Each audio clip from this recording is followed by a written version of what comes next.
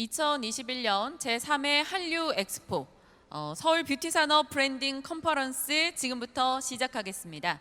안녕하십니까? 저는 오늘 컨퍼런스 진행을 맡게 된 머니투데이 방송 앵커 박민영입니다. K 한류 생각하면 여러분들은 뭘 떠올리시나요? K-팝, 방탄소년단, 혹은 게임, 웹툰, 요즘엔 한옥도 수출한다고 하더라고요. 그리고 한식을 떠올리시는 분들도 분명 많을 겁니다.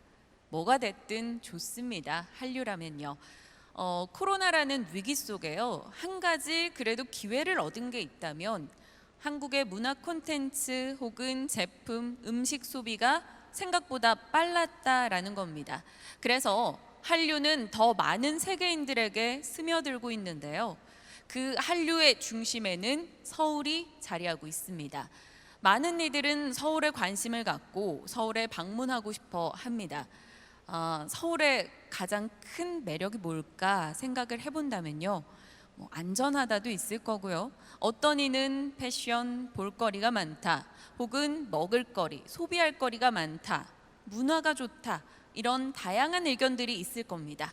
중요한 건 이러한 한국 서울에 대한 관심이 단발성으로 끝나는 게 아니라 지속성을 갖고 앞으로 계속 이어져야 한다라는 건데요. 그 과정 속에 어떠한 과제와 방안이 필요할 것인가, 오늘 그에 대한 이야기를 나눠보고자 이 서울 뷰티 산업 브랜딩 컨퍼런스를 준비했습니다. 자, 그럼 앞으로 우리가 나아가야 될 이 서울의 방향에 대해서 본격적인 이야기 나눠보도록 하죠. 첫 번째 순서입니다. 오세훈 서울시장님의 세계 뷰티 도시 서울 기조연설을 들어보겠습니다. 오세훈 서울시장님 무대로 모시겠습니다.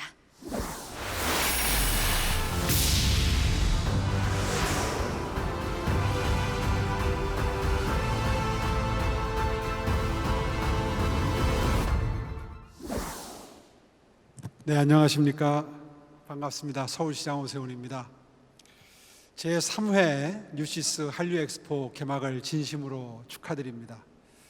한류 문화의 미래 산업 성장 발판을 마련하고 서울의 K-뷰티 산업을 국내외 브랜딩하는 귀한 논의와 축제의 장을 마련해 주신 뉴시스의 김형기 대표이사님을 비롯한 많은 관계자 여러분 정말 감사드립니다.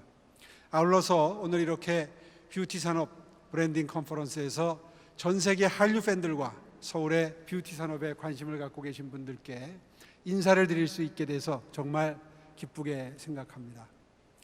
K-팝, 드라마, 영화 등 한류 문화 콘텐츠는 이제 아시아를 넘어서 중남미와 북미, 유럽 등 전 세계에서 선호하는 대중문화가 됐고 우리나라의 해외 수출에 있어서도 적지 않은 비중을 차지하고 있는 상황입니다. 그리고 한류의 전 세계적 확산에 따라서 화장품, 의류, 성형 등 우리나라 뷰티 상품들도 큰 인기를 끌면서 새로운 한류 문화 콘텐츠로 자리 잡아가고 있습니다. 서울시는 이런 K-뷰티 산업을 서울의 미래 먹거리 산업이자 도시 경쟁력을 견인할 핵심 동력으로 보고 다양한 발전 및 육성 정책을 통해서 세계 뷰티 중심 도시로의 도약을 준비하고 있습니다.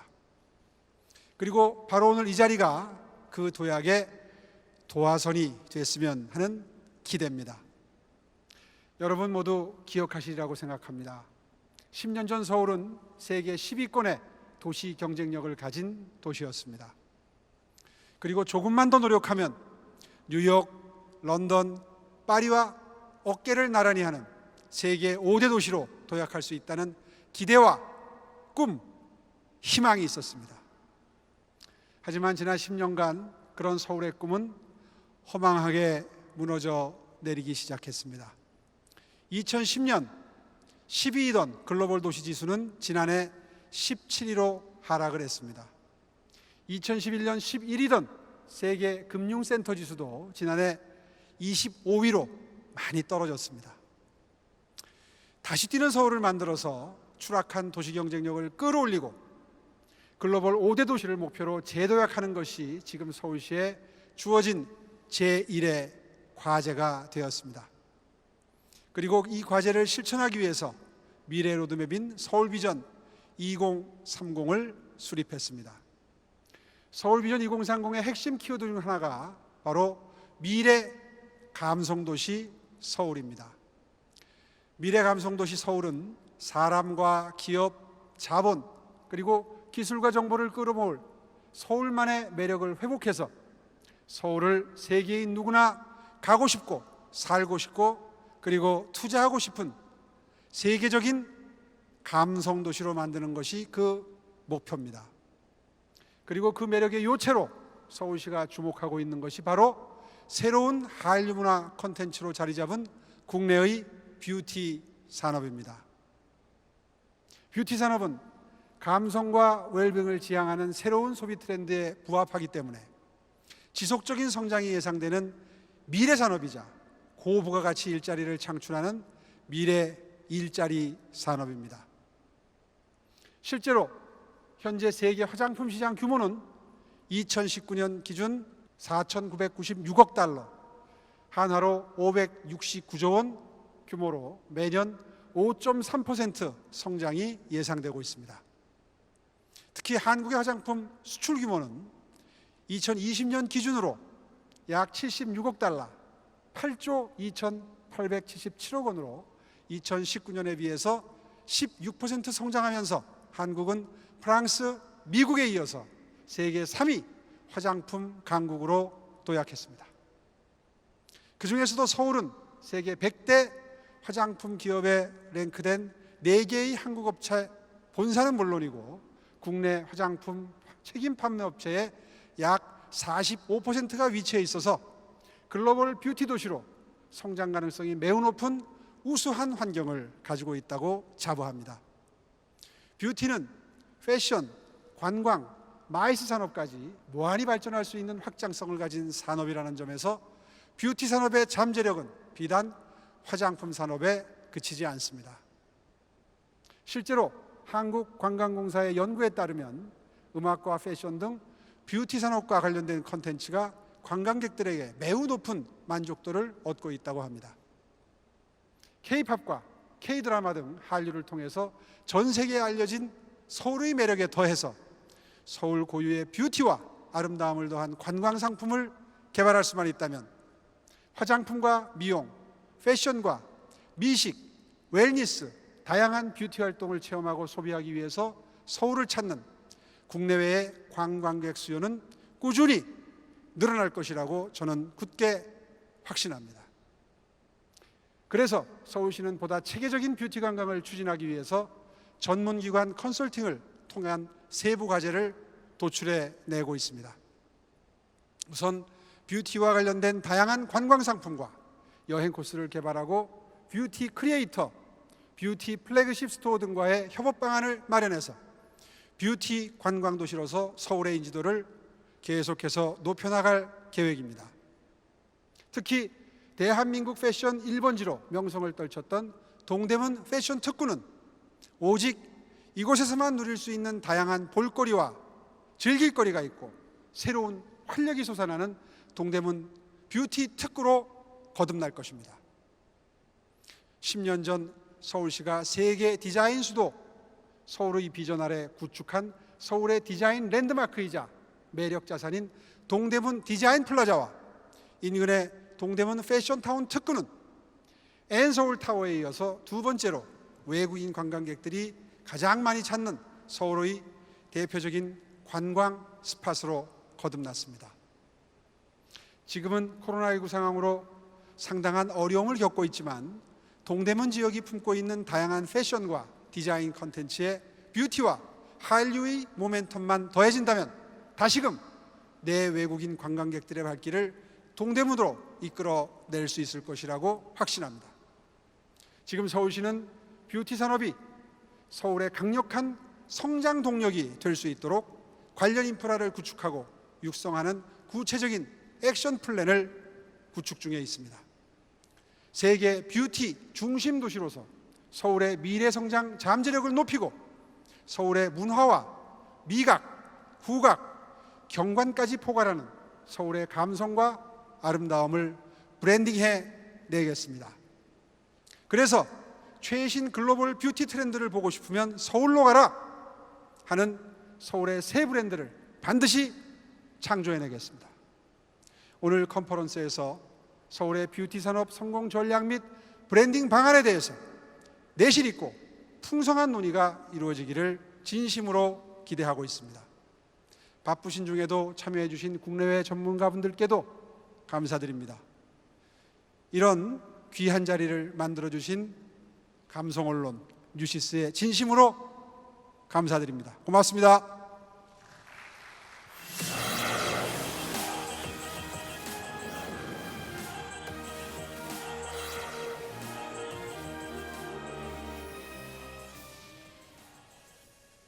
네, 오세훈 서울시장님의 기조연설 잘 들었습니다.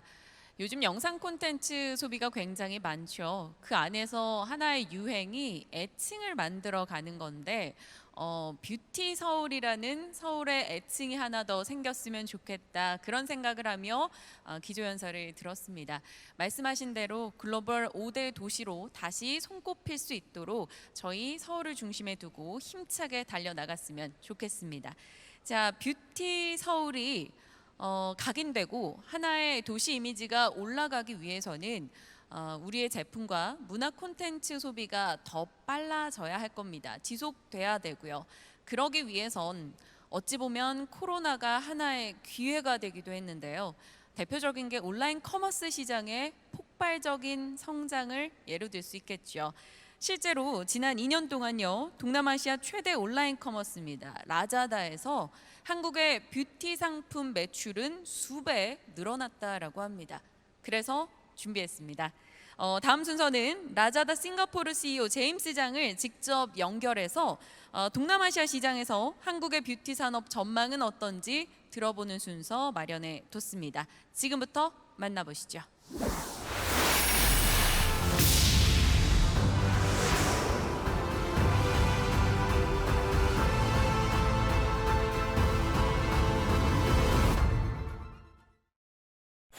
네, 안녕하세요. 동남아시아 이커머스 기업 라자다의 싱가포르 대표 제임스 장입니다. 오늘 동남아시아 K-뷰티 시장 현황과 라자다의 한국 사업 전략에 대해서 좀 발표하겠습니다. 우선 현재 동남아시아에 어떠한 변화가 있는지, 시장 성장률과 이 어퍼튜니티에 대해서 좀 얘기하는 시간을 갖겠고요. 그 다음에 라자다가 어떻게 해서 이 변화와 이 어퍼튜니티를 특히 K-뷰티 동남아시아에 소개할 수 있는지, 거기에 대해서 좀 더 자세하게 오늘 다뤄볼 예정입니다. 우선 동남아시아는 빠른 성장을 하고 있는 시장입니다. 우선 총 국가 GDP로 봤을 때 3.1조, 매년 5% 이상 성장하고 있는 빠른 성장의 리전입니다. 그리고 6.7억의 인구, 그리고 그 인구가 더 영 파퓰레이션, 20세에서 59세가 55% 이상을 차지하는 여러 가지의 성장과 그리고 영 파퓰레이션을 동합한 앞으로 미래의 미들 인컴, 중소층 이제 그 고객들을 많이 보유하고 있는 시장입니다. 우선 인터넷 보급률이 지금 68%, 여러 가지 모바일 데이터 성으로 보급이 되고 있는데요. 주요 시티에는 이제 케이블, 이제 데스크톱이라든지 여러 가지 다른 방법이 있겠지만 티어 2, 티어 3, 이제 지방 쪽으로 내려가게 됐을 때 모바일 네트워크를 이용하고 있고요. 아직 인터넷 보급률은 매년 성장하고 있는 상황입니다. 그리고 이커머스 사이즈는 2015년도 대비해서 그때 당시에 한 5조 정도의 사이즈인데요. 2025년에 지금 예측하는 바로는 170조억 이상으로 이제 성장할 예정입니다. 우선 디지털 사용자 수를 보면요. 260밀리언의 디지털 사용자가 2015년도에 있었는데요. 우선 2020년도, 이제 작년도를 봤을 때 이미 벌써 400밀리언 인구 수를 이제 이뤘습니다. 빠르게 성장하고 있고, 지난 1년 동안 코비드 팬데믹으로 인해서 40밀리언 이상의 새로운 인터넷 유저들이 만들어졌고, 그리고 현재 그 인터넷 유저들과 비슷하게 36%의 새로운 디지털 소비자가 나왔습니다. 우선 리테일 자체 전체를 보면은 오프라인과 온라인 통합했을 때 지난 1년 동안은 마이너스 7%, 이 코비드 영향이 있었는데요. 하지만 그 와중에도 이커머스는 전체 리테일의 4%에서 7%로 거의 큰 성장을 계속 보았고 2025년까지 14%, 전체 매출의 14%까지 올라갈 예정입니다. 우선 카테고리별로 그 영향이 좀 다릅니다. 지난 1년 동안 봤을 때 전체 카테고리의 수의 4%에서 7%가 지금 현재 온라인으로 판매되고 있는데요.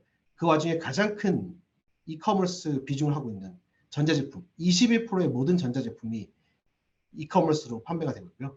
패션 같은 경우는 9%였다가 1년 사이에 13%, 그리고 여러 가지 홈앤리빙, 지금 키친이라든지 부엌용품, 주방용품, 그리고 홈 제품은 6%에서 9% 온라인 거래를 하고 있습니다. 근데 그 와중에 가장 큰 성장을 보였던 게 헬스 앤 뷰티입니다. 저희가 흔히 헬스 앤 뷰티를 말하면 화장품부터 그리고 그 건강제, 여러 가지 다른 헬스 제품을 같이 보고 있는데요. 5%에서 9%로 거의 100% 이상의 성장을 하면서 이커머스 비중이 가장 컸고 앞으로도 계속 클 예정으로 보고 있습니다.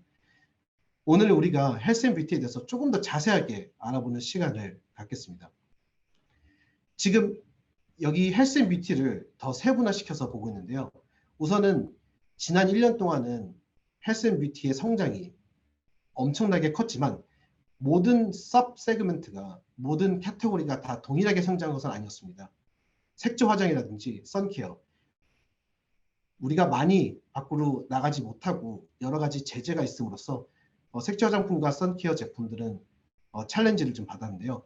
하지만 그 와중에서도 스킨케어, 헤어케어, 우선 홈케이션과 홈스파라는 텀이 동남아시아에서 유행할 정도로 나가지 못하는 반면 자기 자신 관리 그리고 자기 자신에 대한 투자가 더 활성화되면서 집에서 즐길 수 있는 여러 가지 스킨케어, 헤어케어 제품이 인기를 끌었는데요.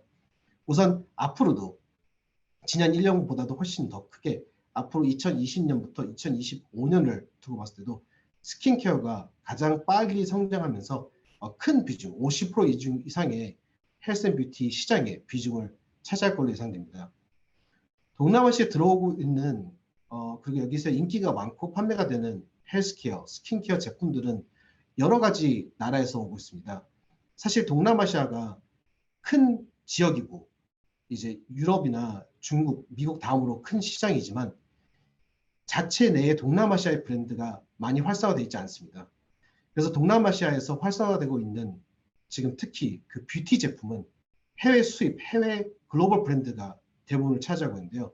우선 2016년도 대비 2020년도를 봤을 때 한국에서 오고 있는 K-뷰티 그리고 화장품, 뷰티 제품들이 더 빠르게 나머지 시장보다 더 빠르게 증가하는 걸 볼 수 있습니다. 2016년도에는 8.9% 정도의 시장을 차지했는데요. 이제 한국에서 K-뷰티 제품들이 2020년도 작년에 봤을 때는 이미 11%, 그리고 앞으로도 이것보다 더 빨리 성장할 것으로 예상되고 있습니다. 우선 첫 번째는 이커머스 자체가 활성화되면서 크면서 K-뷰티들이 훨씬 더 강세를 보이고 있습니다. 그 이유는 아직까지 동남아시아에 오프라인에 진출해 있는 K-뷰티 브랜드는 여러 가지 제한들이 좀 있습니다. 각 나라의 주요 도시에는 샵이 있지만 티어 2, 티어 3, 이제 지방 쪽으로 내려갔을 때에 샵이 저조한 것을 온라인이 메꾸고 있습니다. 그리고 한류 열풍이 더 세게 불면서 한국 K-뷰티를 선호하는 고객층들이 늘어나고 그리고 유럽에서 온 제품과 일본 제품 아니면 미국에서 온 제품 대비해 가성비가 좋다고 많이 평가를 받아 현재 더 인기를 끌고 있습니다. 우선 이커머스가 늘어남으로써 K-뷰티가 증가하는 것은 같은 직접적인 연관이 있습니다.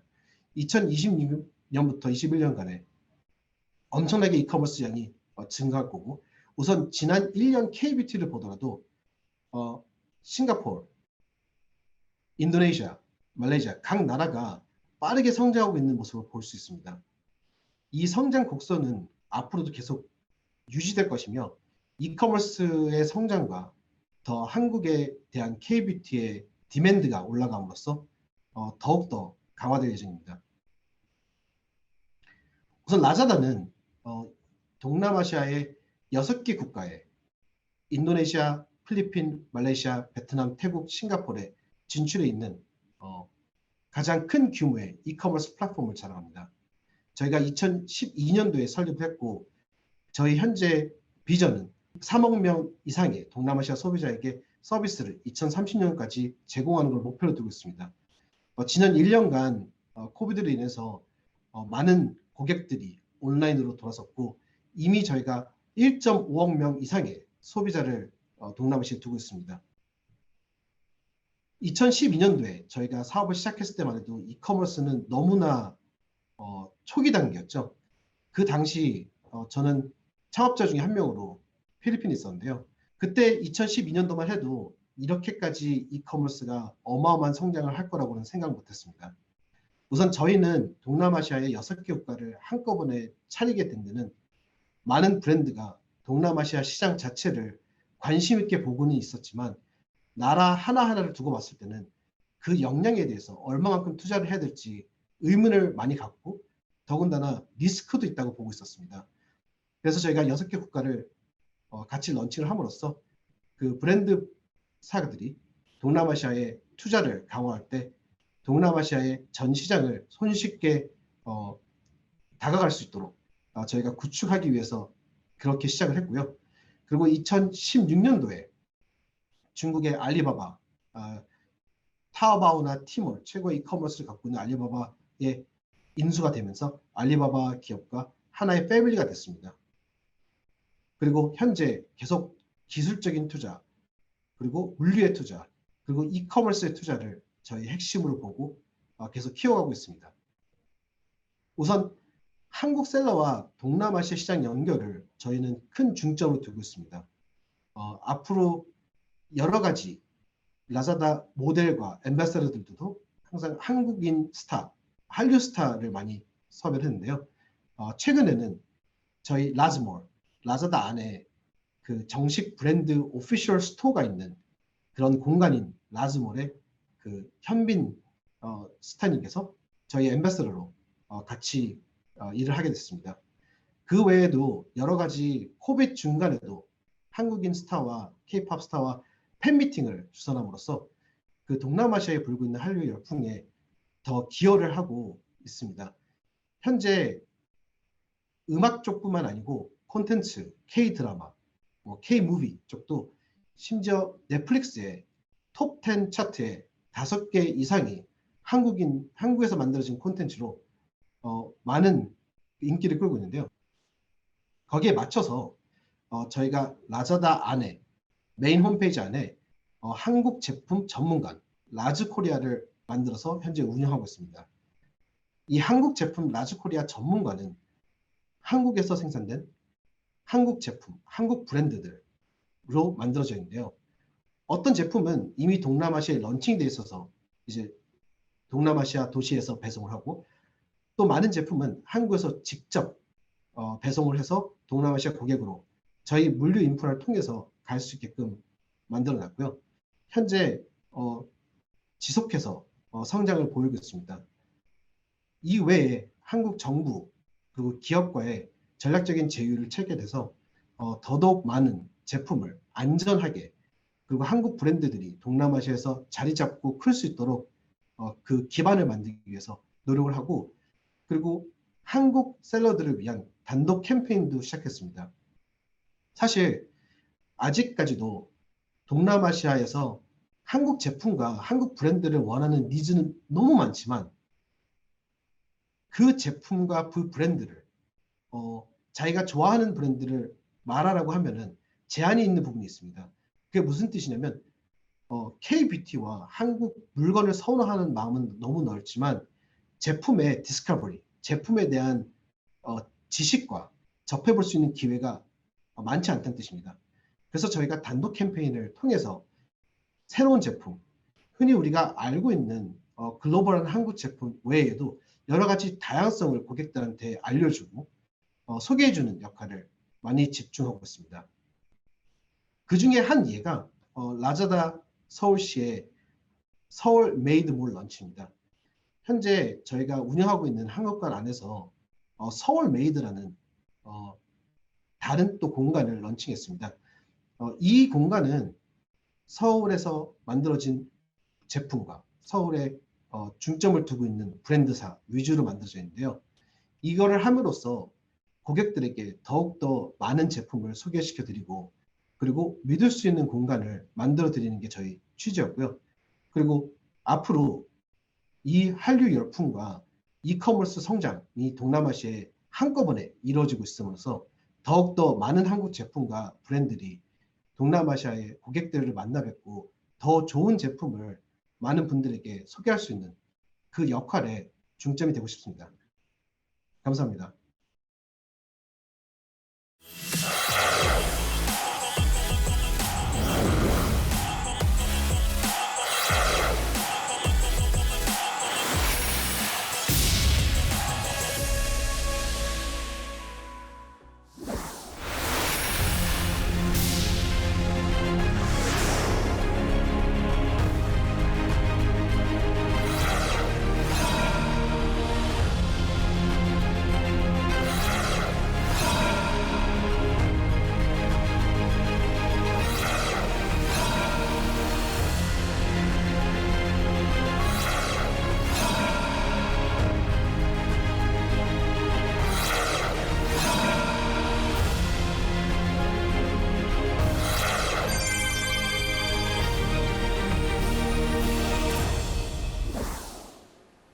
안녕하세요. 이렇게 다양한 분야에서 활동하고 계시는 분들을 오늘 한자리에 모시고 함께 이야기를 나눌 수 있어 기대가 정말 많이 됩니다.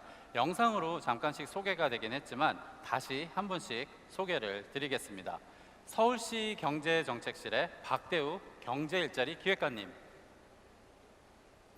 아모레퍼시픽그룹의 이진표 상무님, 대한화장품산업연구원의 이재란 원장님, 한국방문위원회 한경화 사무국장님, 그리고 뷰티 크리에이터 이사배님, 오늘 만나뵙게 돼서 무척 반갑습니다. 오늘 저희는요, 어떻게 하면 대한민국 수도 서울을 세계가 주목하는 뷰티 도시로 성장시킬 수 있을 것인지에 대해서 함께 이야기를 나눠보려고 하는데요. 이번에 서울시에서 서울의 새로운 성장 동력으로 뷰티 서울을 선정했다고 들었습니다. 뷰티 서울이라는 말 굉장히 근사한데요. 이 뷰티 서울이라는 비전이 어떻게 만들어진 것인지 굉장히 궁금해요. 박대우 기획관님, 설명 좀 부탁드리겠습니다. 네, 안녕하십니까. 서울시 박대우 경제일자리 기획관입니다. 우선 이렇게 우수한 전문가분들과 함께 뷰티 도시 서울을 논할 수 있는 자리를 마련해 준 뉴시스와 참여해 주신 패널 여러분들 모두에게 감사의 말씀을 드립니다. 글로벌 도시 경쟁력이 하락하고 코로나19의 장기화 등 서울의 경제 위기 상황 속에서 서울시는 새로운 성장 동력을 창출해 줄 미래 먹거리 산업으로 뷰티 산업을 주목하게 되었습니다. 화장품 시장을 중심으로 한 뷰티 산업은 패션, 의료, 문화, 관광 등 타 산업들과 연계하며 새로운 부가가치를 창출해내는 융복합적이고 확장적인 특성을 지니고 있습니다. 스마트 헬스케어, 뷰티 크리에이터 등 새로운 형태의 뷰티 제품 서비스가 탄생하고 있으며 나아가 한류의 훈풍을 타며 뷰티 산업, 이른바 K-뷰티는 전 세계적으로 뻗어나가고 있습니다.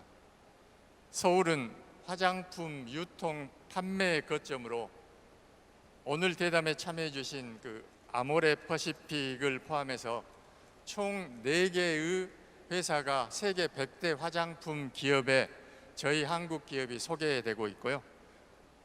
이미용이나 피부 이와 같은 뷰티 서비스업 매출 비중이 전국에서 가장 높은 곳이 서울이기 때문에 뷰티 산업에 대한 잠재력이 서울시가 무궁무진하고 앞으로도 전도가 유망하다고 봅니다. 서울시는 뷰티 산업의 본격적인 육성 및 지원과 함께 궁극적으로 경제, 문화, 관광 등 서울이 지닌 우수한 인프라를 뷰티를 중심으로 융합하여 서울을 아름다운 매력이 넘치는 도시로 변모시킬 종합적인 계획을 준비하고 있습니다. 그 뷰티 서울이라는 비전이 어떻게 만들어지게 됐는지 명확하게 이제 이해가 되는데요. 그러면은 이제 이진표 상무님, 기업이 아무래도 산업 최일선에 있다 보니까 지금 일어나는 시장 변화나 산업 전망에 대해서는 제일 잘 알고 계실 것 같아요. 뷰티 서울의 경쟁력 그리고 가능성에 대해서는 어떻게 생각하시나요?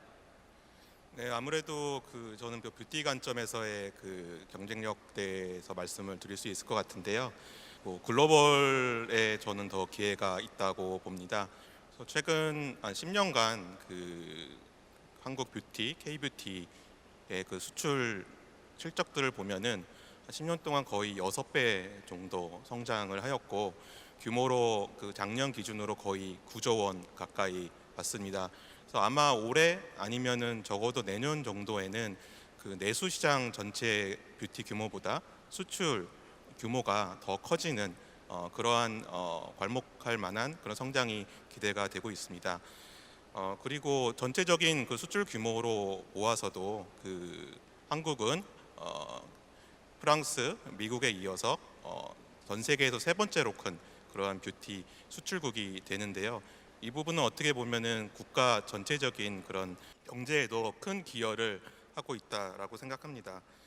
그리고 또 저희가 좀 봐야 될 내용은 어떻게 보면은 과거에는 저희 그 뷰티 사업이 중국 중심으로 성장을 하였다고 하면 작년부터 그 중국 외에 미국이라든지 일본, 아세안 그리고 그 외의 국가들로 되게 다변화가 되고 있습니다.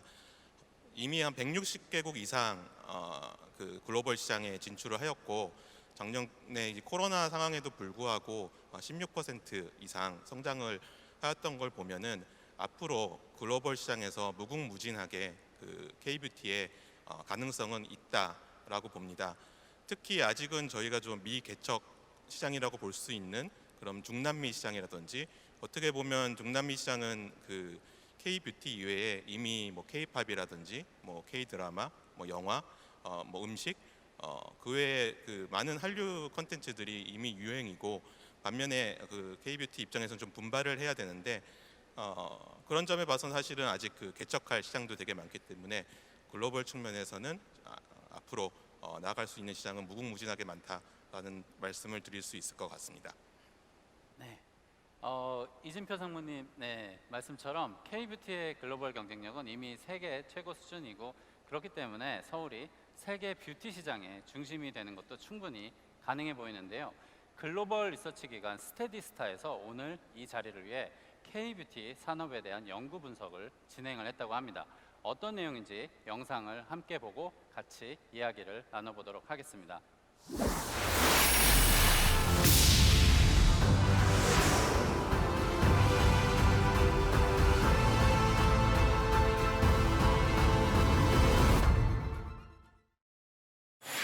Good afternoon, everyone. I'm Jan Gewiese, researcher for Consumer and Business Insights at Statista, and I'm delighted to be part of the 2021 USIS K Expo and have the opportunity to give you some key insights regarding global trends in the fields of beauty and cosmetics and how these trends impact the global role of the Korean beauty industry in particular.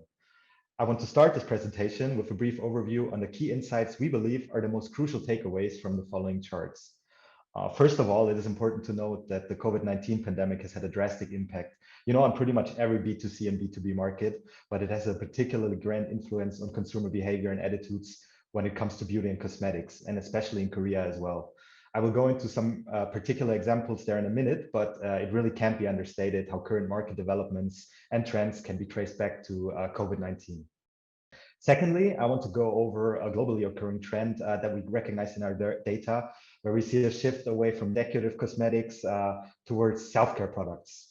I also want to stress the growth of natural cosmetics all around the world and point out the crucial role that YouTube plays in the beauty and cosmetic sectors, especially when it comes to reaching younger audiences. Lastly, I want to demonstrate how the popularity of beauty apps and Korean beauty apps in particular can be used to promote K-beauty products in certain countries. But going back to our first takeaway, I want to quickly demonstrate the traditionally important role cosmetics play in Korea, but also how that might be changing a bit due to the COVID-19 pandemic.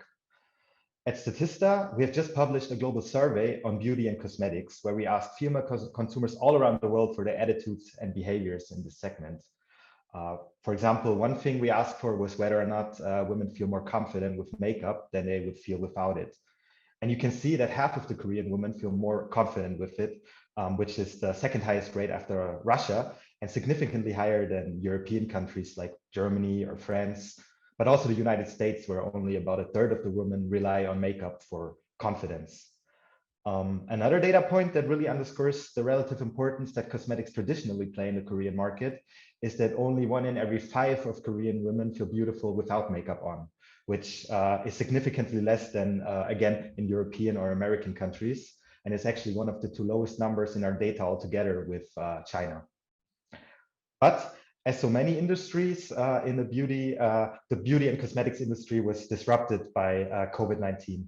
In the year of 2020, the worldwide revenue in the beauty and personal care segment went down by about 7%, according to our data, in the Statista Consumer Market Outlook, which amounts to about $37 billion in lost revenue, which, these are losses at a historic scale after years of continuous growth in this segment, which you can see on the next slide here. The dark blue line in the next slide shows you our initial prognostications that we have for revenue in the worldwide beauty and personal care segment. And then in the light blue line, you can see the adjustments that we made after the COVID-19 pandemic had started. And here we have this dip of 7% in 2020 that I just talked about. Yeah, there are plenty of reasons for that. They can be found on the supply side with stores and also manufacturing plants obviously being closed down during lockdowns, but also shipping being negatively impacted by the COVID-19 pandemic as well. We also saw some changes in the demand side as well, with many consumers all around the globe working from home, also not going to events, parties, other gatherings where we usually wear or use cosmetics and beauty products. We do expect the revenue to recover to pre-pandemic levels in 2021, but it still will be very interesting to monitor how COVID-19 has permanently changed consumer attitudes and also behaviors in the long run. Yes, and we just started tracking this country by country with our worldwide beauty and cosmetics survey. And what is noticeable here right away is that almost half of the Korean women are less concerned about their appearance since the pandemic has started, which if you compare it to other countries, it's by far the highest score that we had in any country. And what's also noticeable is that almost half of the Korean women wear less makeup than they usually do, which again is top of the list together with Brazil. Now, you're probably in a better position than me to analyze the particular reasons as to why these scores are so particularly high in Korea. But I'm still very curious if and also how these attitudes develop once we reach, a post-pandemic new normal. Yeah. After we established that women in Korea used less cosmetics in 2020, we also wondered in which product categories those losses particularly occurred in, which were affected by losses the most. So if we go to the next slide, once again, we had a look at our study to see which product categories were mostly affected by the COVID-19 pandemic. And at first glance, you can see that product usage went down across the board in Korea.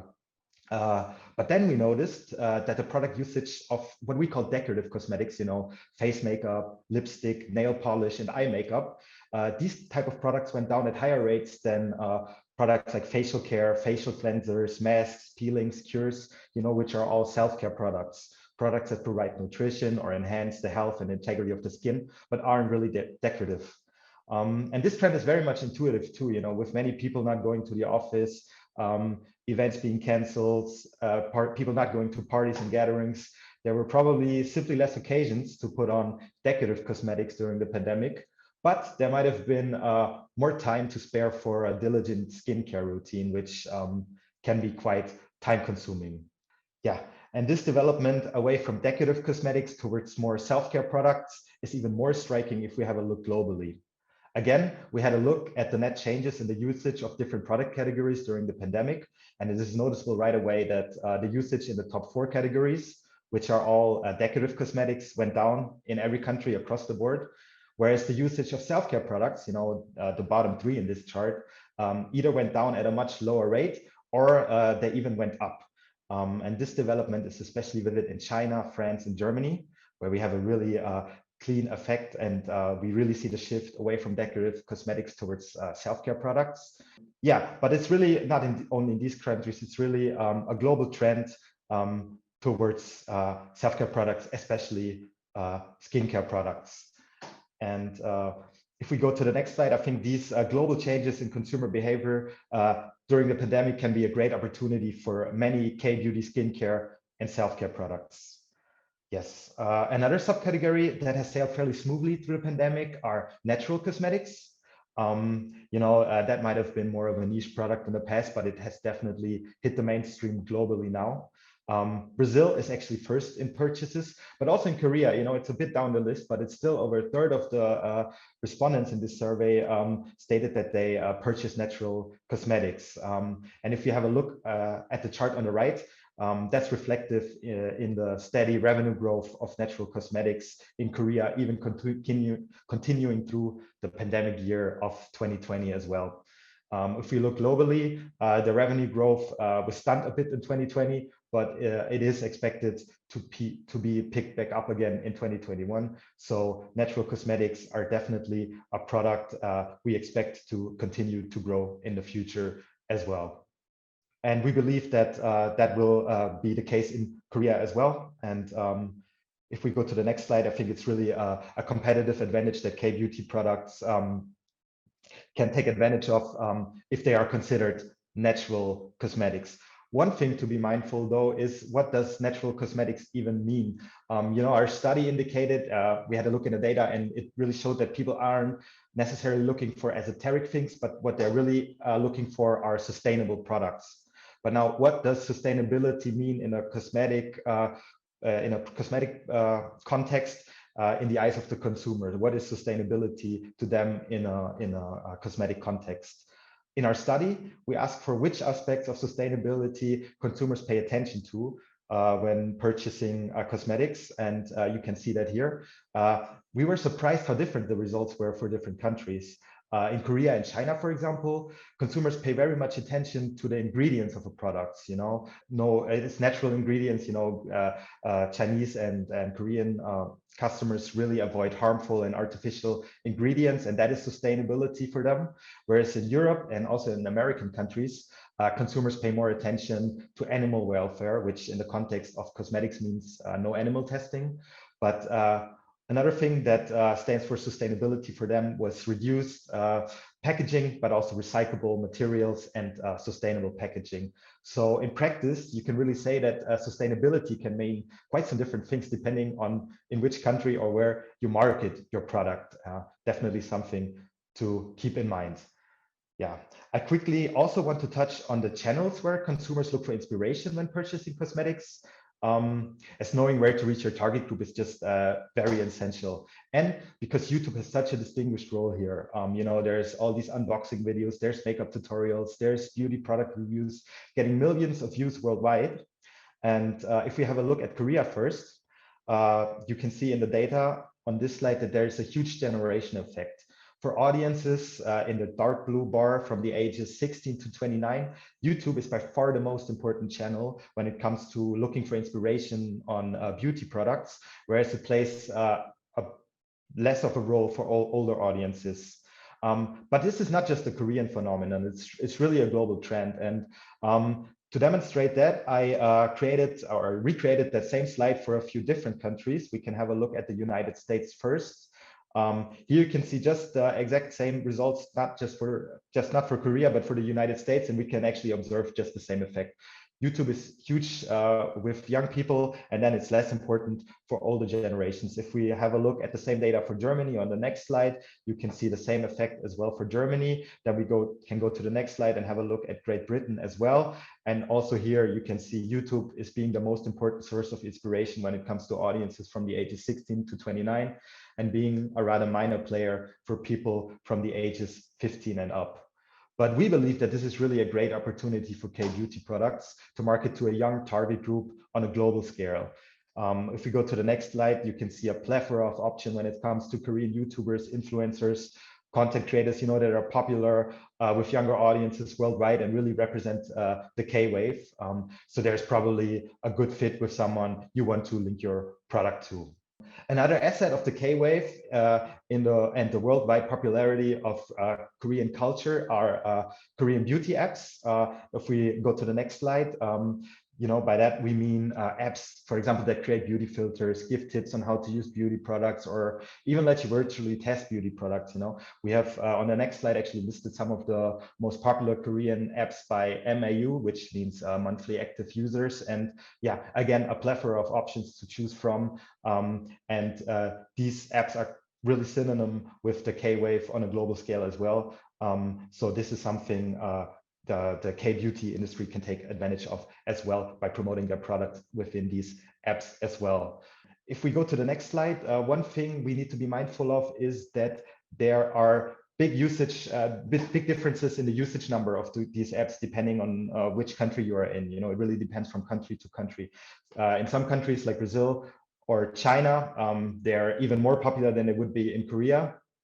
And it really makes sense to promote K-beauty products within these apps there. In other countries, awareness for these apps is not as high yet. And you might choose to go with YouTube there, but it's definitely an interesting factor you need to take into account when marketing K-beauty products abroad as well. I want to give a quick outlook into the future as well and talk about the potential that K-beauty has. If we connect all these latest global market developments that I just talked about it and link it to the potential that K-beauty has, we really think that K-beauty is in a unique position to take advantage of the global popularity of Korean culture and the K-wave, especially when it comes to interacting with young audiences, may that be via YouTube, on social media, or via Korean beauty apps or beauty apps in general.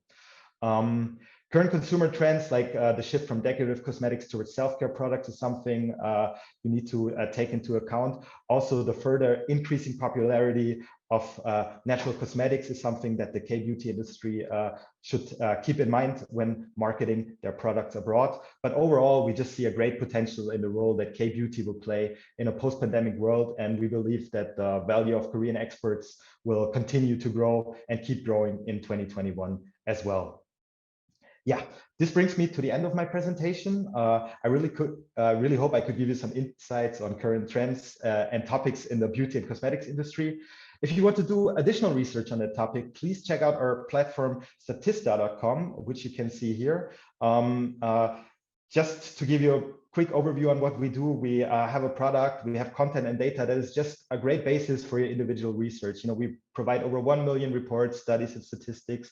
We cover over 85,000 topics, including many on beauty and cosmetics, K-beauty, and also the Korean wave. And if you want to reach out to us, have any questions regarding Statista or this presentation, please feel free to reach out to my colleague, Jimin Choi. And thank you very much for listening. I wish you an enjoyable and insightful Newsys K Expo 2021. Thank you very much and goodbye. 뷰티 크리에이터신 이사배님, 구독자가 220만 명이 넘는다고 들었어요. 그래서 전 세계 이렇게 사람들하고 직접 소통을 하고 계시니까요. 전 세계 사람들이 K-뷰티에 대해서 어떻게 생각을 하는지 잘 알 것 같아요. 그래서 좀 요즘 그 전 세계 사람들의 K-뷰티에 대한 평가가 어떤지 좀 한 말씀 부탁드리겠습니다. 네, 정말 감사하게도 뷰티 크리에이터로서 많은 사랑을 받으면서 소통을 이어가고 있는데요. 네, 제가 올리는 콘텐츠들의 댓글들이나 SNS들로 국내뿐만 아니라 해외 분들의 이 방향을 살피면서 또 소통을 이어나가고 있어요. 네, 이전에는 저의 메이크업 영상 중에 국내외 셀럽분들의 그런 커버 메이크업 영상이 해외 시청자분들의 뜨거운 반응을 얻었다면 요즘은 일상 메이크업 스타일에 대해서도 굉장히 많은 관심을 보여주고 계셔서 아무래도 본연의 아름다움을 끌어내는 K-뷰티에 대한 관심이 많아지지 않았나라고 굉장히 체감을 하고 있는 상태고요. 그리고 이전에는 제 메이크업 영상에 메이크업 스킬에 관한 반응이 주를 이뤘다면 요즘에는 메이크업 제품에 대한 궁금증도 굉장히 많으시고 또 이미 그 제품을 써보셨다고 긍정적인 피드백을 남겨주시기도 해서 굉장히 한국 크리에이터로서 뿌듯함을 많이 느끼는 중입니다. 네, 말씀 감사합니다. 그러면 이번에는 이재란 원장님께 질문을 한번 드려보겠습니다. 화장품 산업연구원이 K-뷰티의 글로벌 확장을 위해서 지금까지 노력을 굉장히 많이 하셨잖아요. K-뷰티를 앞으로 더 크게 성장시키기 위해서 또 많은 계획을 갖고 계실 것 같은데 말씀 좀 부탁드릴게요. 네, 대한화장품산업연구원은 한국 화장품 산업의 국가 경쟁력 제고와 국민보건 향상을 도모하기 위해서 정부와 지방 그리고 민간 기업들이 함께 뜻을 모아 설립한 화장품 산업 전문 연구 기관입니다. 그동안 한국 화장품 산업 육성과 K-뷰티 확산을 위해서 각국의 주요 국가의 수출 관련 정보를 지속적으로 수집해서 기업체들에게 제공해드리고 그다음에 화장품 관련 전문 인력 양성을 위해서 교육을 실시하며 화장품 안전에 관한 연구와 품질 관리 등 다양한 방식을 통해서 화장품 산업 육성을 지원해 왔습니다. 그리고 한국 화장품의 우수성을 홍보하기 위한 홍보도 강화하고 있는데요. 그 일환으로 금년 9월부터 서울 명동에 K-뷰티 체험 홍보관을 설치해서 운영하고 있습니다. 중소기업 화장품을 온 오프라인으로 홍보하기 위한 장이고요. 내년부터는 전 세계 주요 국가의 피부 유전체 정보를 수집하고 분석해서 제공할 수 있는 플랫폼을 구축 운영하고 그 다음에 그런 국가별로 그 제품을 만들 수 있는 가이드를 제공해 드림으로써 한국 화장품 업체가 개인 맞춤형 화장품 시대를 선도할 수 있도록 적극 지원하도록 하겠습니다. 네, 많은 활동을 하고 계시고 또 계획을 하고 계시는 것을 알 수가 있었고요.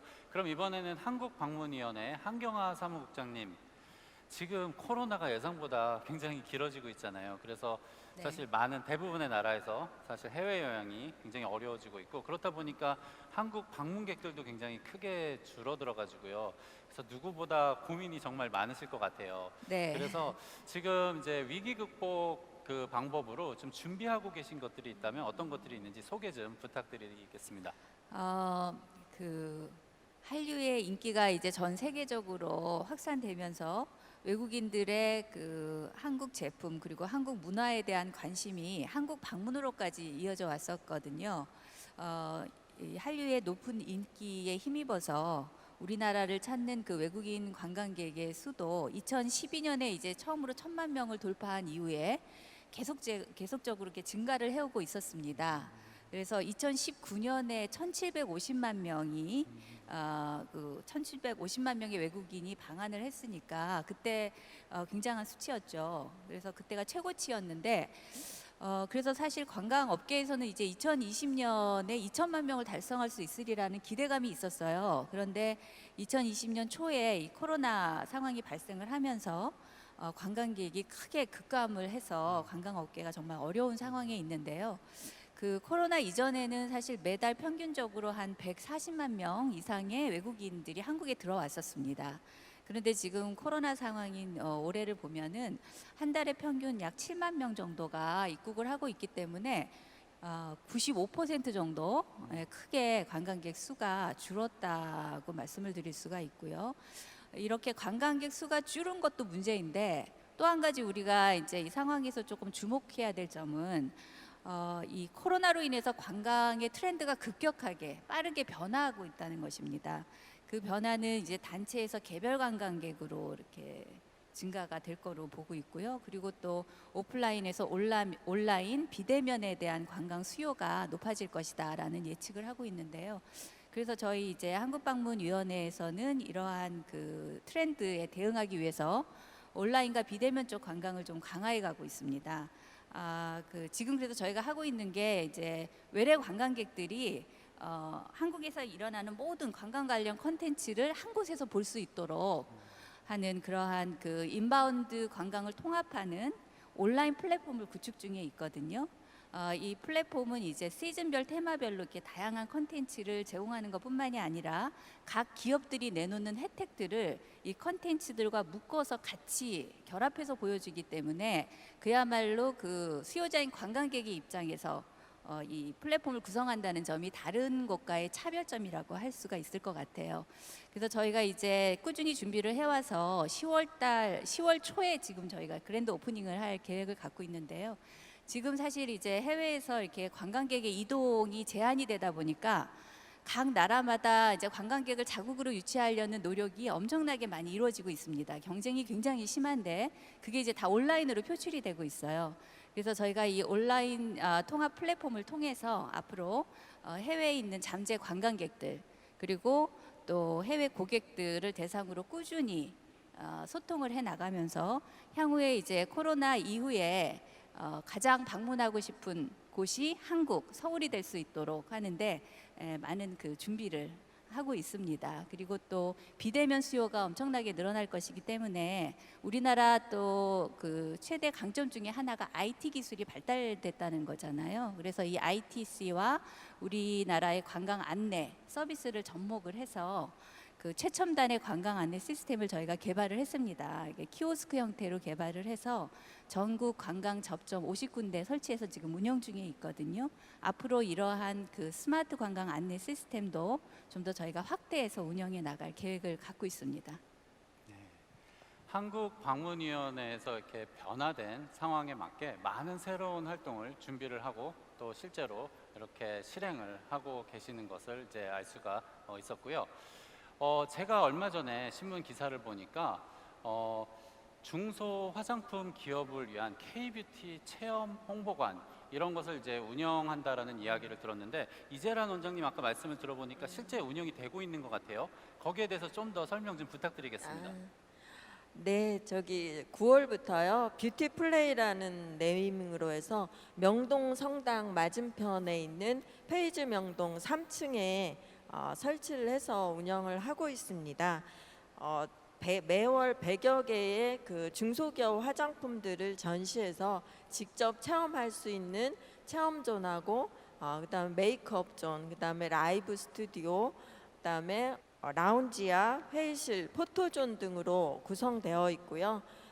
거기에 이제 그 K-뷰티를 주제로 기업과 외국인 그리고 국내 소비자를 위한 원데이 클래스, 그다음에 셀럽 초청 행사와 메이크업 쇼, 퍼스널 컬러 진단, 피부 진단, 비즈니스 매칭 등의 다양한 프로그램들이 진행이 되고 있습니다. 국내에 계신 분들은 홈페이지를 통해서 예약해서 들어오시면 다양한 프로그램을 즐기실 수 있을 것 같고요. 해외에 계신 분들을 위해서는 외국인들을 위한 뭐 메이크업 쇼라든지 제품 사용 후기, 그 다음에 이 퍼스널 컬러 진단 체험 같은 것들을 그 온라인 컨텐츠 채널로 그 만들어서 송출해드릴 예정입니다. 그리고 이제 아모레퍼시픽의 이진표 상무님, 이 아모레퍼시픽이 국내 화장품 기업 중에서도 수출 비중이 굉장히 높잖아요. 그렇다 보니까 코로나 팬데믹으로 인한 이런 변화를 정말로 체감을 하실 것 같아요. 그래서 코로나 시대의 위기 대응, 위기 극복 방법 이런 거 실제로 실행하시거나 계획하시는 게 있으면 좀 소개 좀 부탁드리겠습니다. 네, 크게 그 세 가지 측면에서 말씀을 드리고 싶습니다. 첫 번째는 그 시장의 뭐 다각화 전략이라고 말씀드릴 수 있을 것 같은데요.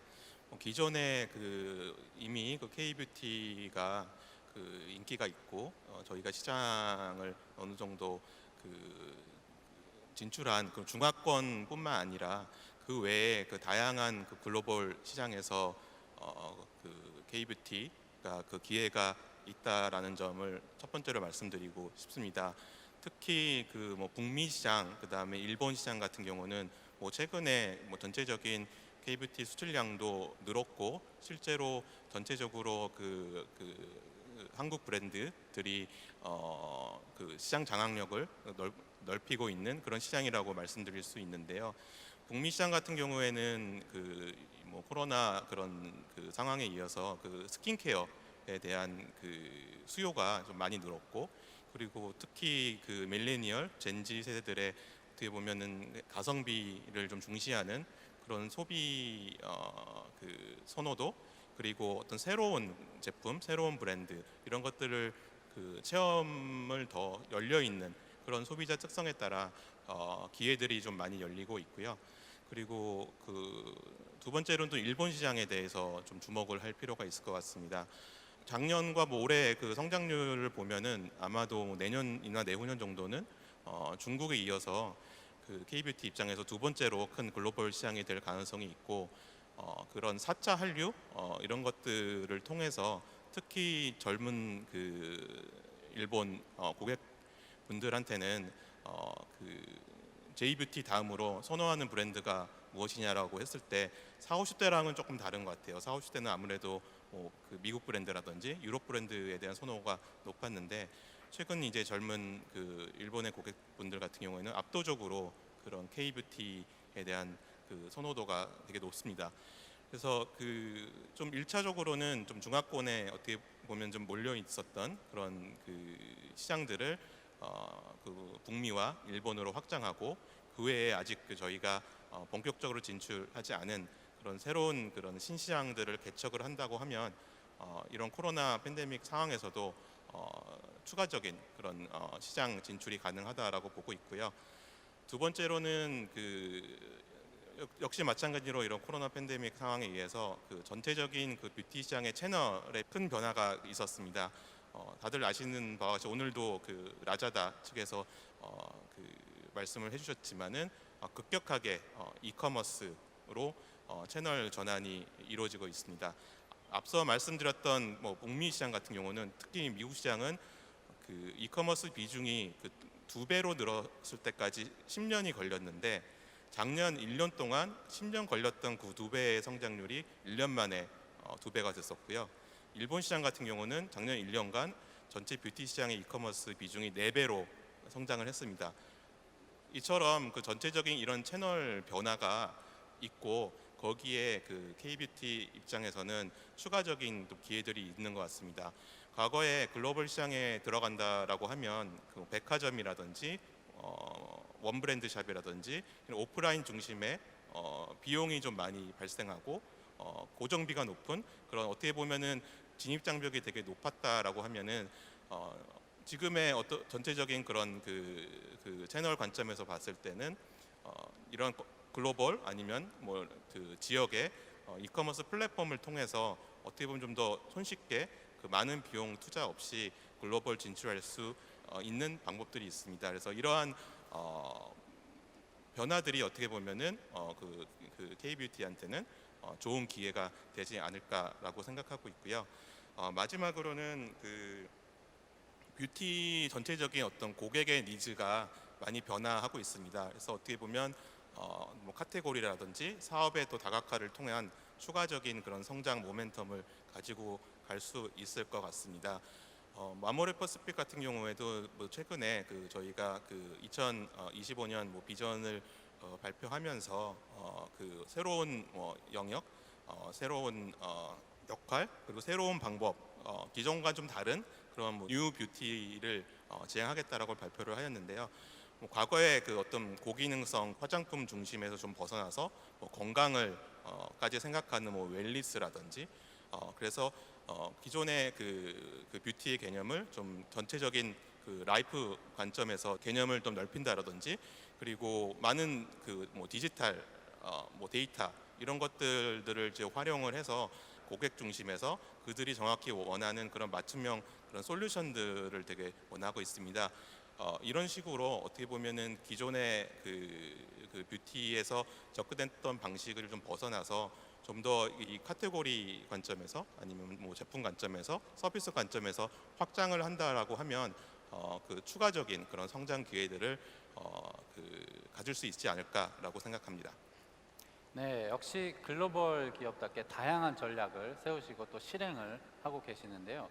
지금 서울시에서 뷰티 도시 서울을 만들기 위해서 다양한 정책을 준비하고 계시는데요. 이진표 상무님, 또 기업 입장에서 서울시에 좀 제안을 하고 싶은 것들도 분명히 있을 것 같아요. 그래서 그런 것들도 좀 이야기를 해주시면 좋을 것 같아요. 네, 그래서 오늘도 그 뷰티 관련된 그 다양한 전문가분들이 이게 모여서 뭐 다양한 의견을 나누고 또 다양한 그 정보들을 공유를 하는 자리를 갖게 돼서 개인적으로 그 아주 영광스럽게 생각하고 있고요. 그래서 그 뷰티 서울이라는 것이 어떻게 보면은 그 단순한 그 기업을 좀 그 넘어서 어떻게 보면은 그 서울시 전체에서 진행하는 아니면 한국의 어떻게 보면은 그 핵심 산업으로 다 같이 지혜를 모아서 육성하는 그런 영역이다라는 걸 일단 말씀드리고 싶고요. 그래서 그 어떻게 보면은 지금까지 각자 그 뷰티 관련된 여러 가지 기업들이 열심히 성장을 했지만 어떻게 보면은 그 다 같이 모여서 교류를 하는 그런 자리는 어떻게 보면 조금 뭐 그 제한적이었던 것 같습니다.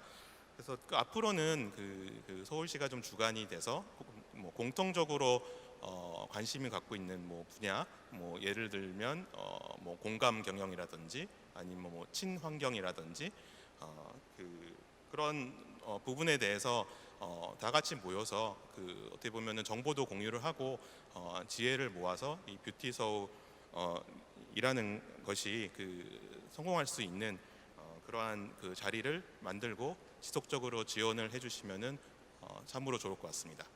네, 기업 입장에서 서울시에 바라는 것을 이야기를 들어봤으니까요. 그러면 이제 박배우 기획관님 이야기를 들어봐야 될 것 같은데요. 서울시가 구상 중인 뷰티 도시 서울을 만들기 위해서 서울시에서도 뷰티 기업에 대한 지원에 대해서 여러 가지 정책을 생각을 하고 계실 것 같아요. 그래서 서울시가 생각하는 지원 정책에 대해서도 좀 말씀을 부탁드리겠습니다. 네, 아모레퍼시픽의 우리 이진표 상무님 말씀 잘 들었습니다. 일단 말씀하신 내용 저희 서울시에서 면밀히 검토해서 시정에 적극적으로 반영하도록 노력하겠습니다. 그 현재 서울시에서 뷰티 도시 서울 프로젝트를 추진하고 있는데요.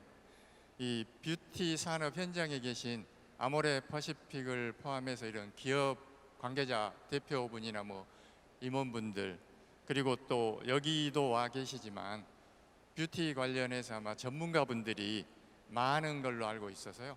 저희가 일단 이 뷰티 도시 서울 프로젝트를 이제 첫 발을 뗀 그런 관계로 이런 분들의 좀 전문적인 의견들 이런 부분들을 자문받고 그 자문을 통해서 필요하신 기업이나 아니면 필요한 분야에 실질적인 지원이 될 수 있는 그런 정책 수립 과정에 있습니다.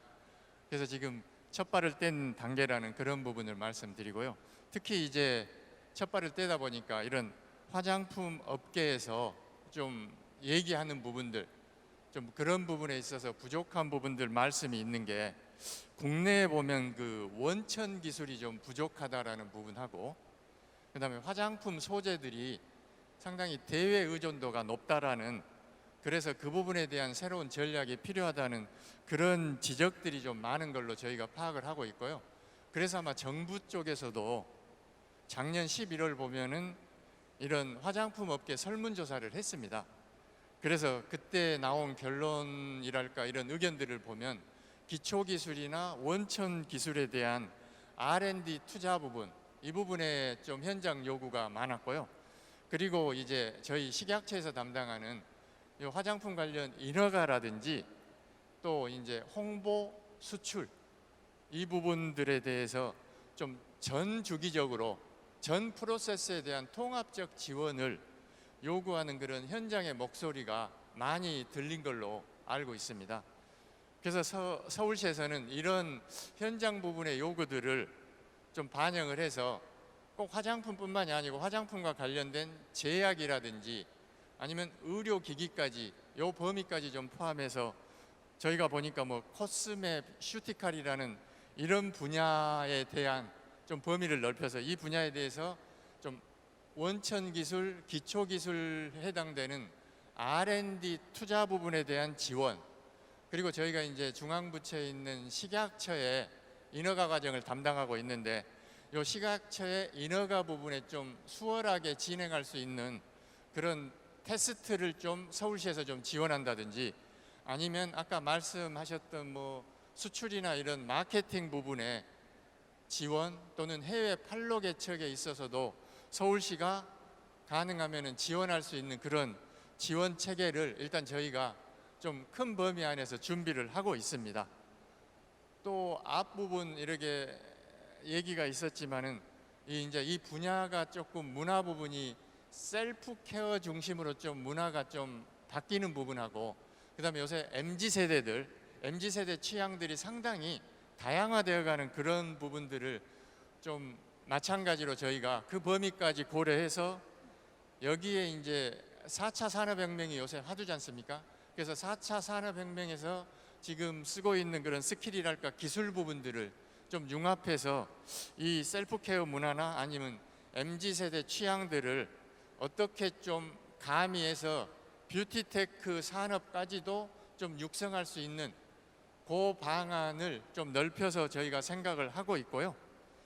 그 다음 좀 아까 모두의 아마 시장님도 말씀을 하셨지만 이 서울 뷰티 허브 부분 말씀하시면서 이 뷰티 분야가 교육 뭐 여러 가지 문화 그다음에 경제를 넘어서서 여러 가지 분야로 지금 확산되는 연계될 수 있는 분야가 상당히 많기 때문에 서울시에서는 일단 이 서울 뷰티 허브를 담당할 수 있는 앵커 시설을 조성을 해서 그 안에서 일단 여기서 말했던 이런 분야들을 좀 종합할 수 있고 더 나아가서는 교육이나 스타트업들이 창업할 수 있는 부분 그리고 시제품이 나왔을 때 그런 기술들이 현장에서 실증되어질 수 있고 또 기술이 융복합되어질 수 있는 그런 부분을 좀 집중적으로 지원할 계획이고요.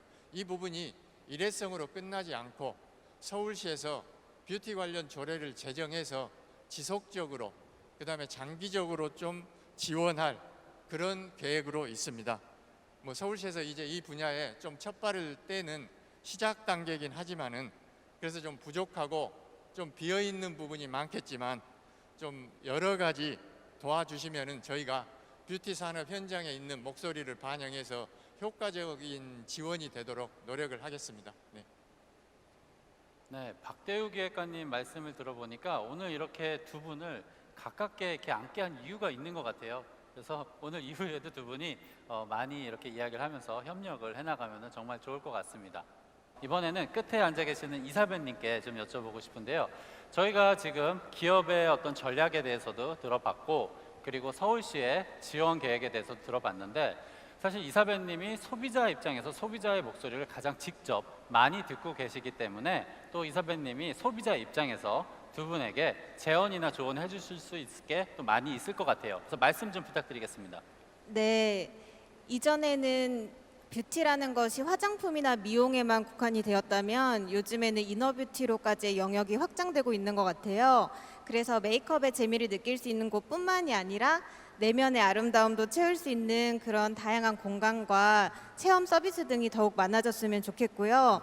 그리고 정책이나 기업에서도 이런 뷰티 체험 공간들을 다양하게 준비해주고 계신다고 들으니 소비자 입장에서도 굉장히 기대된다고 말씀을 드리고 싶고요.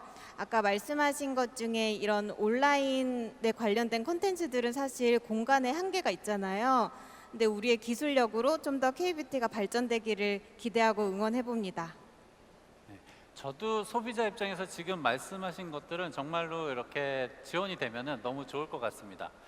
자, 그러면은 이번에는 이야기를 조금 다른 쪽으로 돌려서 한국방문위원회 한경화 국장님, 외국인 관광객 유치 증대를 위해서 한류 관광하고 뷰티 서울을 연계해 볼 수도 있을 것 같아요. 그래서 그런 측면에서 좀 이야기를 해주실 수 있으실까요? 네, 그 외국인들이 한국 방문을 선택할 때 어떤 고려 요인이 있는지를 조사한 자료가 있는데요. 거기를 보면은 1위가 쇼핑입니다. 66%의 외국인들이 쇼핑 때문에 한국 방문을 선택했다라고 하고 있고요. 그리고 이제 한국에 들어와서 주요 하는 활동이 무엇이냐 물어봤을 때 92%의 관광객이 쇼핑을 한다. 이렇게 대답할 정도로 상당히 그 외국인들 입장에서는 쇼핑의 선호도가 높거든요. 이런 높은 선호도는 또 그 한류의 인기와 밀접하게 관련이 있다고 봅니다. 그래서 저희 한국방문위원회에서는 이 해외에서 인기가 높은 한류와 또 쇼핑을 접목해서 보다 많은 외국인 관광객들을 좀 한국으로 유치하기 위한 그 외국인 대상의 쇼핑 관광 축제 코리아 그랜드 세일을 매해 저희가 추진을 하고 있는데요. 올해로 저희가 이제 12회째 준비 중에 있습니다.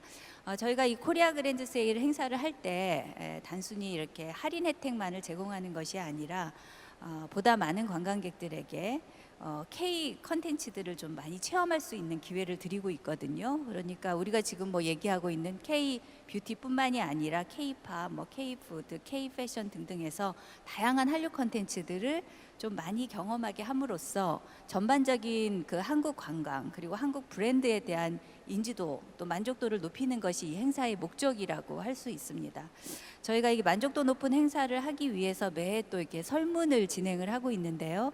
2020년에 한번 물어봤습니다. 한국에 와서 가장 하고 싶어 하는 경험이 뭐냐, 체험하고 싶은 게 무엇이냐 물어봤는데 첫 번째가 K푸드였어요. 한식 체험을 하고 싶다. 70%가 그렇게 대답을 해주셨고 2위가 K뷰티였습니다. K뷰티를 체험하고 싶다. 47% 정도 응답을 하셨는데 특이한 것은 이제 저희가 코리아 그랜드 세일을 진행을 하면서 타겟으로 삼는 이 주 고객층이 한류에 관심이 있는 20에서 40대 여성분들입니다. 이분들은 K뷰티를 가장 체험하고 싶다고 꼽으셨어요. 그래서 한류 관광객들에게는 역시 K뷰티가 가장 관심이 있다라는 것을 저희가 알 수가 있었고요. 그리고 또 올해는 온라인으로 좀 설문을 진행을 했는데 한국에 왔을 때 어떤 품목을 가장 많이 쇼핑하고 싶으냐, 어떤 것을 사고 싶으냐고 물어봤을 때 1위가 화장품이었습니다. 화장품이었고 2위가 패션, 그리고 3위가 식품 이렇게 나왔고 또 재미있는 질문을 하나 했는데요. 한국 하면 생각나는 브랜드가 무엇이냐 이렇게 물어봤는데 많은 분들이 이제 삼성 이렇게 해서 삼성이 1위였고 저희가 탑 10 리스트를 한번 뽑아봤어요. 그랬더니 우리나라 화장품 브랜드가 6개나 그 탑 10 안에 있었습니다.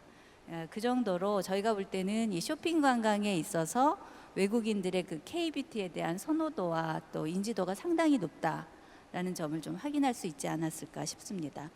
그래서 저희가 이런 설문을 바탕으로 해서 코리아 그랜드 세일 행사를 이렇게 기획을 하면서 가장 중점을 두는 부분이 있는데요. 그건 바로 온라인 쇼핑과 좀 더 차별화할 수 있는 체험의 요소입니다. 저희가 이 행사를 하면서 관광객들이 왔을 때 단순히 제품을 소비하는 것에서 그치는 것이 아니라 이 제품의 소비가 경험의 소비, 체험의 소비로까지 이어질 수 있도록 저희가 소비의 영역을 넓히는 데 많은 노력을 하고 있습니다. 마찬가지로 그 K뷰티도 물론 제품 판매가 굉장히 중요하죠. 화장품 판매라든가 뭐 수출이라든가 이런 것도 중요하지만 거기서 그치는 것이 아니라 한 단계 더 나아가서 한국이 좋아서 온 외국 분들한테 K뷰티를 좀 더 많이 체험할 수 있는 기회를 드린다면 좀 더 충성도 높은 고객군들을 확보할 수 있으리라 생각을 합니다. 저희 그 체험과 관련해서 저희가 직접적으로 한 사례를 하나 말씀을 드리자면은요. 저희가 2020년에 코리아 그랜드 세일 행사를 할 때 그 설화수의 플래그십 스토어하고 같이 협업을 해서 외국인 대상의 그 뷰티 체험 클래스를 진행을 한 적이 있습니다.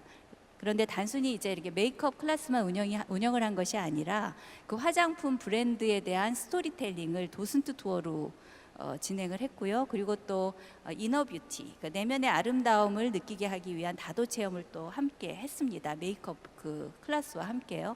그래서 이렇게 다양하게 구성을 했더니 굉장히 그 만족도가 높았습니다. 그래서 거기 오신 분들이 다 그 기념품으로 한국 화장품을 다 사가겠다고 하실 정도로 굉장히 만족도가 높았고 올해는 직접적으로 외국 분들이 오실 수가 없기 때문에 저희가 온라인으로 랜선 체험 프로그램을 운영을 했는데요. K뷰티와 패션을 좀 접목한 그러한 프로그램도 굉장히 좀 만족도가 높았습니다. 그래서 저희가 현장에서 느꼈던 점은 해외 고객들은 확실히 한국에서만 느낄 수 있는 어떤 체험에 대한 욕구가 상당히 많고, 그리고 K뷰티의 체험을 접목을 했을 때 만족도가 상당히 올라간다는 것을 저희가 현장에서 많이 느낄 수가 있었거든요. 제가 앞에서 말씀드렸듯이 K뷰티에 특히 관심이 있는 고객군이 이 한류 관광객들이신데, 이 한류 관광객들의 특징은 젊은 여성이면서도 일반적으로 한국에 대한 만족도가 높습니다. 그래서 이런 한류 관광객들을 대상으로 해서 우리가 좀 더 다양한 K뷰티 체험 프로그램들을 만드는 게 필요하다고 생각을 하고요. 앞에서도 많은 분들이 말씀하셨듯이 K뷰티의 장점은 여러 분야와 접목될 수 있다는 점인 것 같아요. 그래서 뭐 패션, 미용뿐만이 아니라 의료 관광, 힐링 등등 해서 많은 분야와 이렇게 융복합 상품들을 많이 개발을 해낸다면 관광 측면에서는 우리가 보다 많은 관광객을 한국으로 유치할 수가 있어서 좋고, 또 K뷰티 측면에서는 고객들에게 체험 기회를 드리면서 브랜드에 대한 만족도를 높일 수가 있기 때문에 서로 윈윈할 수 있는 전략이 아닐까 싶습니다. 그리고 이렇게 만족한 고객들은 다시 또 한국, 서울을 찾게 되거든요. 그래서 이렇게 상호 선순환의 연결고리가 만들어질 수 있다고 봅니다. 오늘 이런 포럼 좋은 기회를 우리가 가지면서 많은 분들이 여기 모였는데요. 이런 포럼을 계기로 앞으로 좀 관광 산업과 K뷰티가 좀 더 긴밀하게 협력해 가면서 보다 큰 시너지를 창출해 내기를 기대해 봅니다. 한경화 사무국장님 말씀을 들어보니까 정말로 뷰티라는 분야가 다양한 방법으로 세계로 확산이 될 수 있겠다라는 생각이 드네요. 이번엔 이진표 상무님, 사실 아모레퍼시픽이 다양한 마케팅 활동을 하고 계시잖아요. 그렇다 보니까 이 K뷰티와 한류의 어떤 콜라보레이션, 융합에 대해서 이렇게 하고 계시는 그런 활동이나 계획, 사례 같은 거 있으면은 좀 소개를 부탁드리겠습니다. 네, K뷰티와 한류에 대해서 말씀해 주셨는데요. 저는 K뷰티 자체가 한류라고 생각을 합니다. 그래서 저희 아모레 퍼시픽에서는 세계 속의 K뷰티의 트렌드를 좀 이끌어 갔다라고 생각하고 있고요. 그 중에서도 좀 대표적인 그런 사례로 쿠션이라는 제품을 말씀드릴 수 있을 것 같습니다. 쿠션이라고 하는 어떤 새로운 저희가 카테고리를 좀 창출을 해서 기존과 좀 다른 그런 새로운 화장법, 그리고 좀 새로운 문화를 전파했다라고 생각을 하고, 이러한 어떤 혁신적인 제품들을 통해서 전 세계 소비자들에게, 고객들에게 K뷰티는 약간 혁신이다, 전체적인 어떤 혁신적인 그런 것을 이끌어가는 그런 이미지를 심었던 것 자체가 어떻게 보면 한류라고 생각을 합니다. 그리고 최근에 저희가 좀 이제 고민하고 있는 부분은 이제 어떻게 하면은 저희 브랜드, 저희 제품을 잘 알릴 수 있을까를 고민을 하다가, 이제는 너무나 이 세상이 어떤 디지털 플랫폼을 통해서 초연결 시대에 온 것 같습니다. 그래서 기존에 있었던 어떤 전통적인 방법의 이제 광고나 홍보나 그러한 방식에 좀 벗어나서 이 디지털 콘텐츠를 어떻게 만들까에 대한 되게 고민을 하고 있습니다.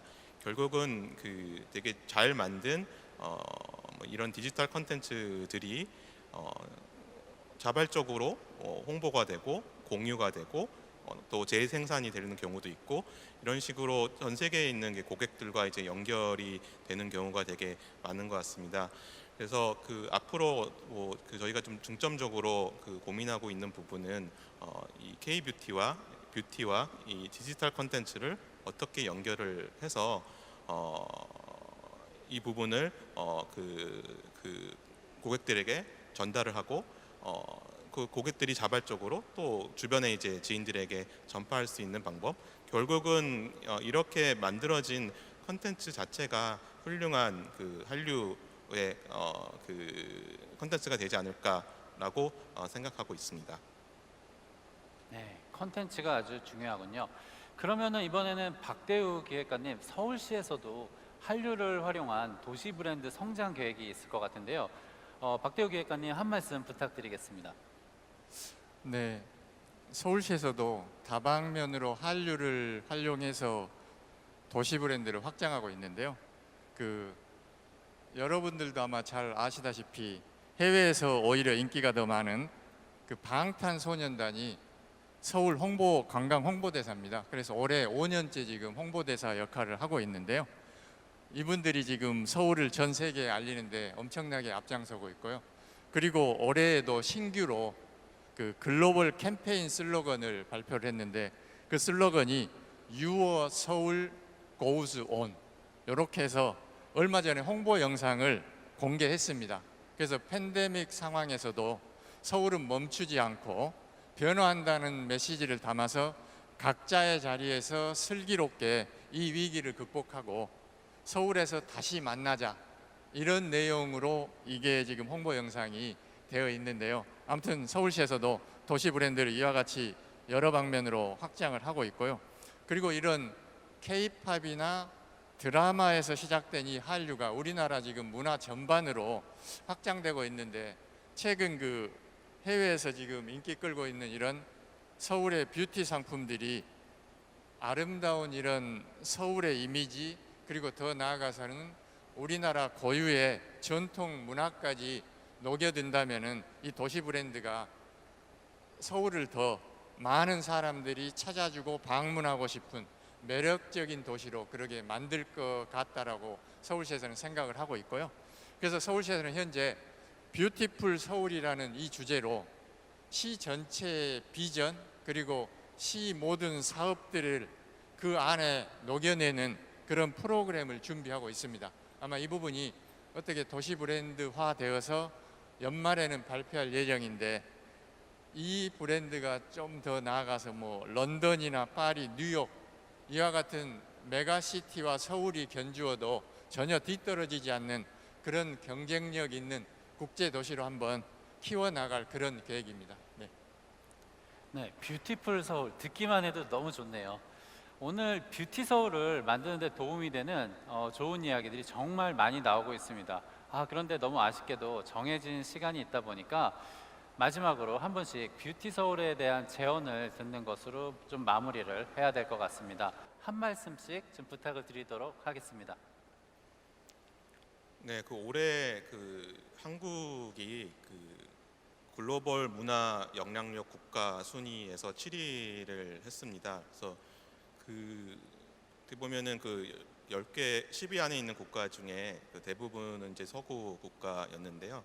그 수치만 보아도 이미 그 한국은 그 문화 선진국이 되었고 세계의 많은 사람들에게 어떻게 보면은 그 방문하고 싶은 국가 그리고 어떻게 보면 방문하게 될 경우에 제일 먼저 서울을 찾지 않을까 생각을 합니다. 그리고 오늘 제가 아침에 또 그 우연히 좀 그 인터넷에서 기사를 보았는데 이제 그 기사 내용이 전 세계에 있는 그 국가의 그 사람들한테 외국어 중에 가장 배우고 싶은 외국어가 무엇이냐라는 질문이었습니다. 근데 그 1순위와 2순위로 그 한국어를 선택한 국가가 한 17개 국가들이 있었습니다. 근데 그 국가들이 뭐 되게 큰 국가들이었어요. 뭐 미국, 브라질, 뭐 멕시코, 뭐 싱가포르도 있었고 인도도 있었습니다.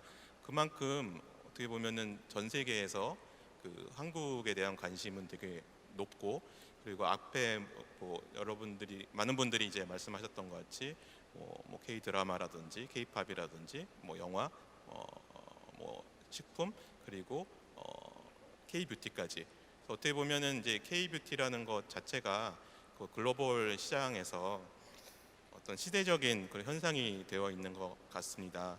그래서 이번 기회를 통해서 뭐 기업, 그다음에 정부, 서울시를 포함 여러 기관에서 긴밀히 협조하고 협력해서 뷰티 서울이라는 이런 브랜드가 성공적으로 안착이 되는 그런 좋은 계기가 되면 좋을 것 같고요. 그러한 그 과정에서 작게나마 그 기여를 할 수 있는 기회가 있으면은 좋을 것 같습니다. 네, 감사합니다. 한국 화장품 산업의 미래는 매우 밝다고 생각을 합니다. 짧은 기간 안에 혁신적인 제품 개발과 한류 확산을 토대로 해서 글로벌 트렌드를 선도하고 세계 화장품 시장을 선도하는 그런 국가로 성장했습니다.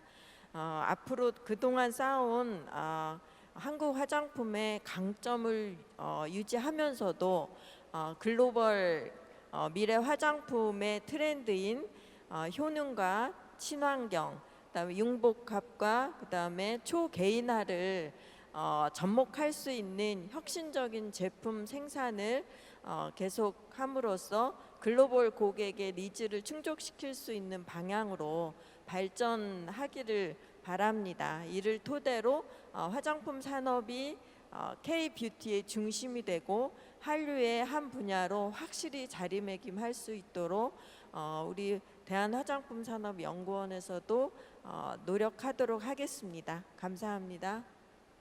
네, 저는 그 K-뷰티는 외모의 아름다움과 함께 그 내면의 아름다움이 추구되어야 한다고 생각하거든요. 지금 이 질문을 받으면서 저도 그렇다면은 관광 산업에 있어서의 K-뷰티란 무엇일까 한번 고민을 해봤어요. 제가 생각하는 관광에서의 K-뷰티는 그 관광객들을 귀한 손님으로 대하면서 정성껏 대접하는 그런 그 관광업계 종사자분들의 서비스 마인드가 아닐까 하는 생각이 들고요. 그리고 이제 단체에서 개별 관광객들이 이제 많아질 것으로 예상이 되고 있는데요. 그렇다면은 이 개별 관광객들은 우리 서울시에 왔을 때 지하철을 타고 또 우리 골목 곳곳을 다니는 분들이거든요. 그래서 서울 시민들이 이제는 관광객의 모든 접점에 있다라고 볼 수 있습니다. 그래서 우리 서울 시민들도 이렇게 낯선 곳에 여행 온 관광객들을 조금 더 배려하면서 따뜻하게 친절한 마음으로 맞이한다면 외국인들에게 우리 서울이 뷰티 서울로 확실히 각인될 수 있으리라고 이렇게 생각이 됩니다. 지금 해외에서 이제 각종 설문조사를 보면은 코로나 이후에 어느 나라, 어느 도시를 가고 싶으냐 뭐 이런 설문들이 많아요. 그런데 결과를 보면은 항상 그 우리나라 한국과 서울이 항상 상위에 랭크가 되어 있습니다. 그 말은 이제 코로나가 어느 정도 잠잠해지면 다시 또 많은 외국인들이 전에처럼 서울을 찾을 것이다라는 것을 우리가 알 수 있는데요. 이렇게 많은 분들이 서울을 찾았을 때 그분들이 경험하는 모든 것에서 만족도가 높을 때 이분들이 자국으로 돌아가서 우리 서울 관광 그리고 뷰티 서울을 전 세계에 널리 알리는 훌륭한 홍보대사 역할을 할 수 있으리라 생각합니다.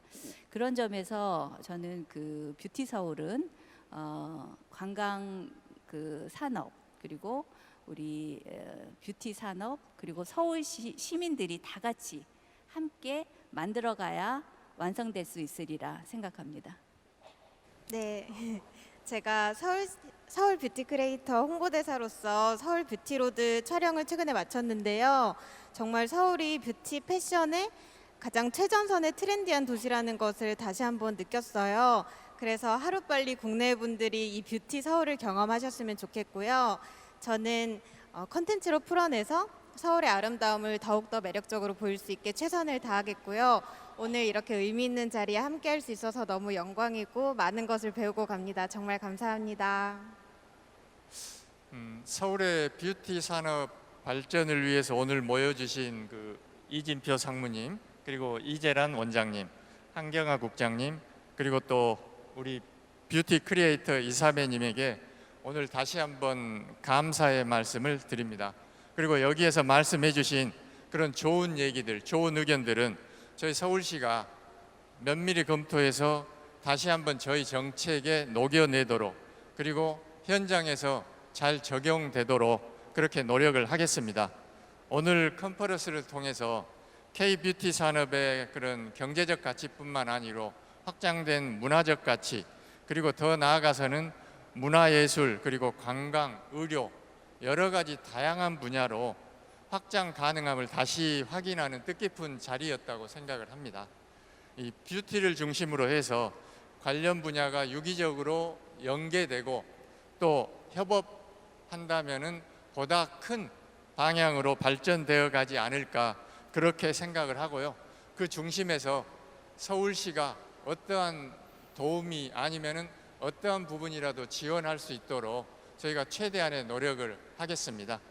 그래서 앞으로도 이 K 뷰티 붐이 뭐 한순간에 끝나는 게 아닌 지속적으로 붐이 더 커질 수 있도록, 더 나아가서는 그 부분이 서울이 세계적인 매력 도시가 될 수 있도록 중장기적인 시각을 가지고 저희가 제도적으로 이 뷰티 산업 정책을 추진해 나가겠습니다.